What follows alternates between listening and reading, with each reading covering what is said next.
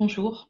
Comme vous le savez peut-être, les recommandations HAS sur la prise en charge des épilepsies de l'enfant et de l'adulte viennent d'être publiées sur le site de l'HAS et nous sommes à notre tour heureux de vous les mettre à disposition sur le site de la Ligue française contre l'épilepsie. Ces recommandations de bonne pratique ont donc été élaborées sous l'égide de l'HAS avec la méthodologie de l'HAS et sont le fruit de la collaboration de différentes sociétés savantes, dont en tout premier lieu la Ligue française contre l'épilepsie.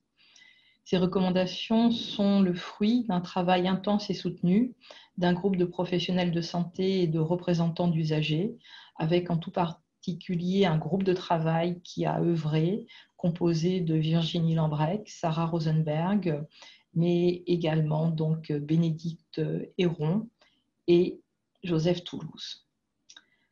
Comme vous pourrez le constater, ces recommandations s'appuient sur une synthèse très approfondie de la littérature sur l'état de l'art et de la science en 2020 et vous pourrez consulter, si vous le souhaitez, l'argumentaire scientifique qui accompagne ces recommandations. Ces recommandations ont ensuite ont été rédigées par le groupe de travail et gradées par un groupe de relecteurs experts selon 3 grades ABC, allant donc de A, niveau de preuve scientifique fortement établi, à C, faible niveau de preuve.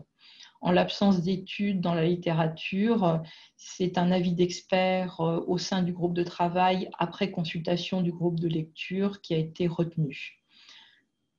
À la lecture de ces recommandations, vous verrez qu'elles sont finalement divisées en 4 catégories.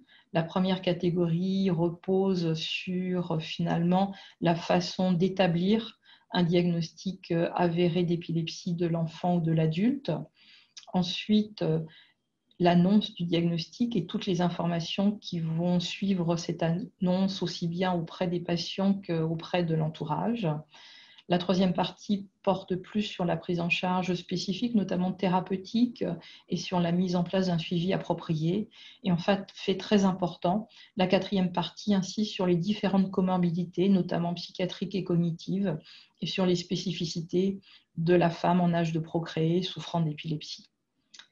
Bien entendu, ces recommandations sont établies pour aider les professionnels de santé à mieux prendre en charge les patients souffrant d'épilepsie et surtout pour proposer une prise en charge globale, holistique, ne reposant pas que sur les seuls traitements, mais prenant également donc en compte notamment les comorbidités. Je vous souhaite donc une excellente lecture.